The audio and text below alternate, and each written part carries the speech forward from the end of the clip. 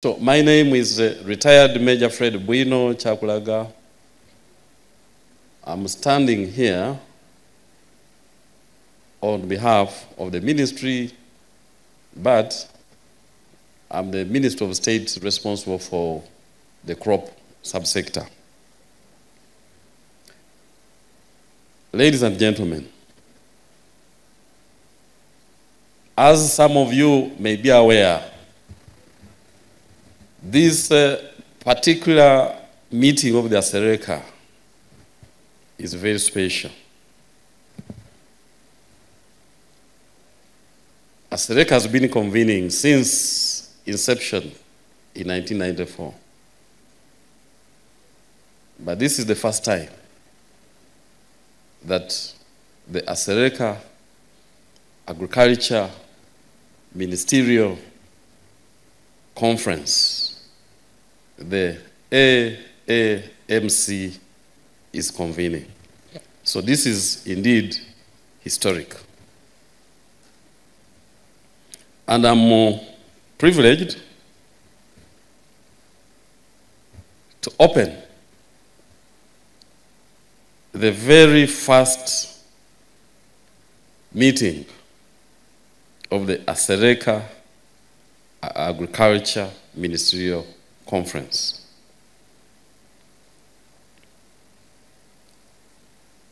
The speakers that have come before me have talked about the theme of building resilient food systems to feed Africa for generations.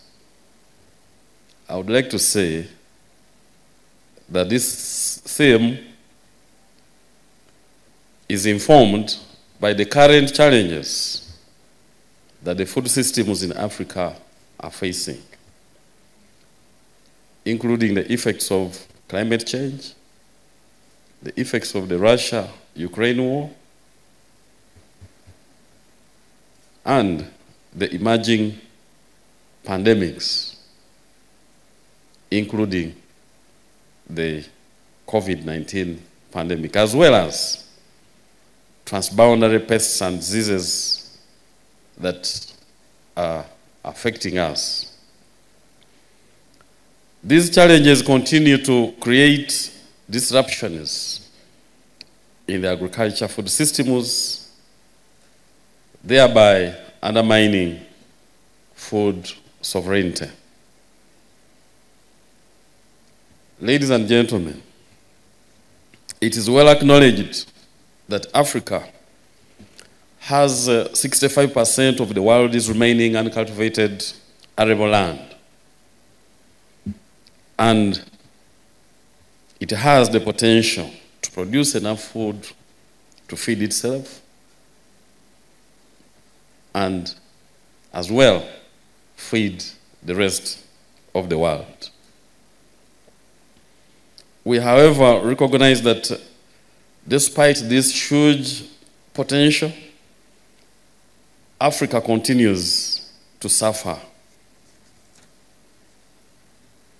huge food insecurity,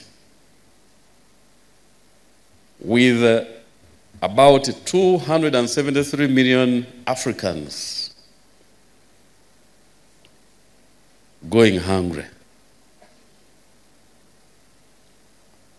And being 1/3 of the total number of hungry people in the world. To me, this is a paradox that we must reverse. We are aware that achieving and sustaining food sovereignty requires delivering agricultural technologies. The speakers that came before me have already said this, and I agree with them. Agricultural technologies must be delivered to the last mile farmer in order for them to enhance production and productivity. And as such, The important role that agriculture plays in our region cannot be overemphasized. And if you would permit me, I would give a glimpse into the situation in Uganda. In Uganda, our population is projected to double to about 100 million people by the year 2050. But as I call it a paradox, surprisingly, the increase in agricultural productivity has stalled. It has remained at a mere 2.2%,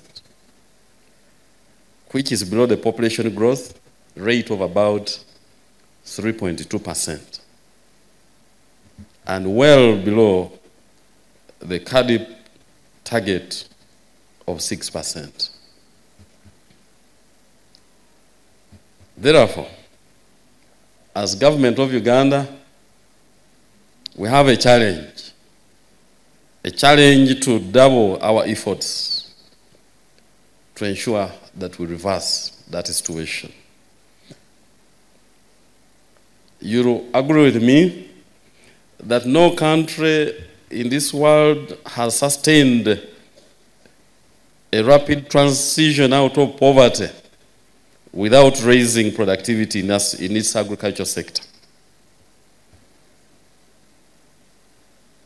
And Uganda, just like many of the African countries, is composed of mainly smallholder farmers with a holding of 2 hectares or less.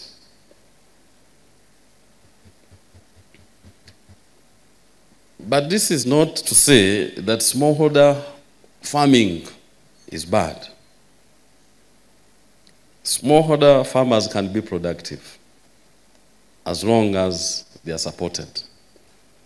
And to this end, the government of the Republic of Uganda, through the Ministry of Agriculture, Animal Industry and Fisheries, has prioritized a number of key interventions.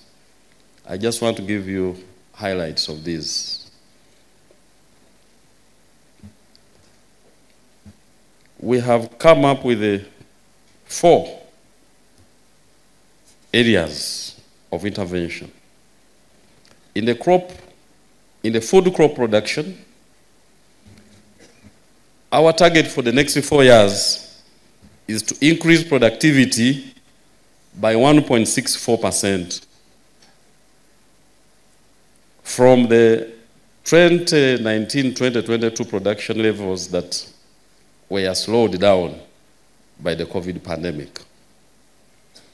This is aimed at directly contributing to increased productivity and production so as to improve food security and nutrition, as well as incomes for our people. And this is in line with the government strategy to transform Uganda's agriculture into a thriving sector and a driving force for inclusive growth and economic diversification.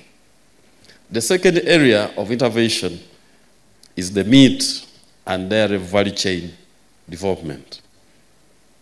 Here, we are targeting to increase dairy production from 2.7 billion liters of milk as of 2019-2020 financial year to 3.2 billion liters by 2025-2026. At the same time, our plan is to increase beef production from 194,959 metric tons of beef to 364,500 metric tons by the year 2025. And this is expected to support more than 8 million people living in the drier areas of our country, the areas that we call the cattle corridor. The third area of intervention is the mechanization and water for production.